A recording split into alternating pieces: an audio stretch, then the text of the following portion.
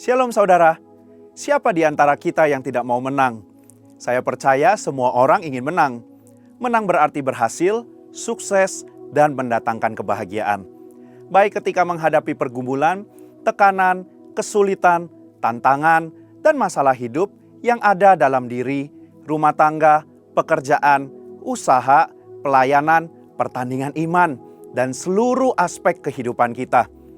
Namun pertanyaannya, bagaimana kita meraih kemenangan tersebut? Cara apa yang kita gunakan untuk meraih kemenangan dan keberhasilan tersebut? Nah, dalam VOP kali ini kita akan membahas tentang meraih kemenangan dengan cara Tuhan. Kita akan melihat bagaimana menang dengan cara Tuhan berbeda dengan menang dengan cara dunia. Pertama, kita akan melihat dari sisi kualifikasi pribadi seorang pemenang. Terdapat perbedaan kualifikasi seorang pemenang menurut penilaian atau standar dunia dan Tuhan. Biasanya, dunia akan berkata bahwa orang yang menang atau berhasil adalah mereka yang punya kualifikasi terpelajar, pintar, bijaksana, terpandang, kuat, dan punya posisi yang bagus. Tentu saja ini baik, namun hal-hal tersebut bukanlah faktor penentu dalam meraih kemenangan.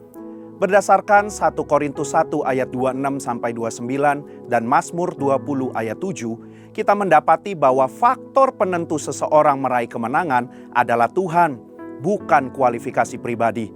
Tuhanlah yang memberikan kemenangan, bukan karena kekuatan dan kehebatan manusia. Oleh karena itu, setiap kita punya kesempatan untuk meraih kemenangan di dalam Tuhan.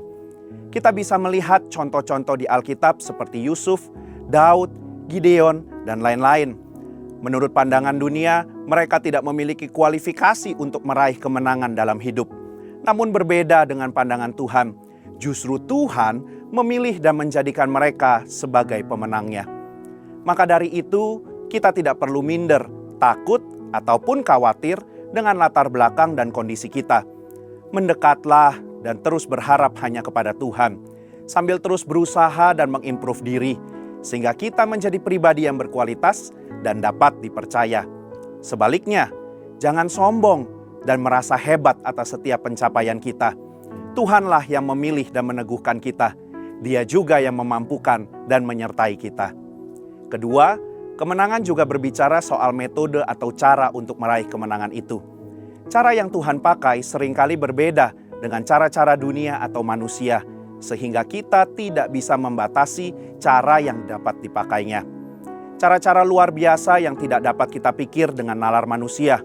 Contohnya, runtuhnya Yeriko, peperangan yang dimenangkan dengan tim pemuji di depan prajurit, pasukan Gideon yang mengalahkan Midian dengan 300 prajurit, Daud diurapi menjadi raja dan mengalahkan Goliat dengan batu. Orang-orang yang mendapatkan mujizat dan kesembuhan dari Yesus dengan cara yang berbeda-beda, seperti perkataan Tuhan, jubah Yesus, air liur bercampur tanah, air jadi anggur, dan sebagainya. Serta Paulus yang bebas dari penjara dengan pujian dan penyembahan, dan seterusnya. Peristiwa-peristiwa ini memberikan pengertian kepada kita bahwa Tuhan bisa memakai cara apapun untuk mendatangkan kemenangan bagi umatnya, selama kita percaya dan melakukan perintahnya. Bagi kita saat ini, terdapat Alkitab sebagai panduan dan cara untuk menjalani dan meraih kemenangan dalam hidup ini. Bagi dunia, cara-cara ini tidak populer dan mungkin ada yang berkata tidak relevan. Tapi kita percaya bahwa Tuhan memberikan kemenangan kepada umatnya dengan caranya yang ajaib. Ketiga, kemenangan juga mengenai masalah waktu. Terdapat perbedaan antara waktu meraih kemenangan dengan cara Tuhan dan dunia. Jika dunia menuntut tenggat waktu dalam meraih kemenangan dengan perhitungan secara matematis, maka Tuhan kita tidak bisa dipaksa untuk memakai perhitungan secara matematis dalam meraih kemenangan atau keberhasilan. Kita bisa melihat contoh-contoh di Alkitab seperti Abraham, Musa, Israel, Yusuf, Daud, Ayub, dan lain-lain yang menantikan kemenangan dengan tekun dalam waktunya Tuhan. Ada yang menantikan setahun, namun juga ada yang 40 tahun. Secara dunia, hal ini tentu merupakan waktu yang panjang dan tidak populer. Namun Pengkhotbah 3 ayat yang 11 mengatakan, Tuhan membuat segala sesuatu indah pada waktunya. Waktu Tuhan berbeda dengan waktu dunia. Mungkin terasa begitu lambat, tapi waktu Tuhan tidak pernah terlambat. Maka dari itu, tetaplah percaya dan usahakan yang terbaik yang kita bisa. Kemenangan akan menjadi bagian milik kita. Alkitab memberikan langkah praktis yang dapat kita lakukan untuk meraih kemenangan. Pertama, beriman dan mengandalkan Tuhan. Kedua, ikuti dan terapkan prinsip kebenaran firman Tuhan dalam kehidupan sehari-hari. Yang ketiga, tekun dan sabar. Kesimpulannya, kita perlu hati-hati dengan cara kita dalam meraih kemenangan. Tuhan memberikan kemenangan kepada orang-orang yang dikasihinya, namun kita perlu mengikuti dan menerapkan prinsip kebenaran firman Tuhan dalam kehidupan kita.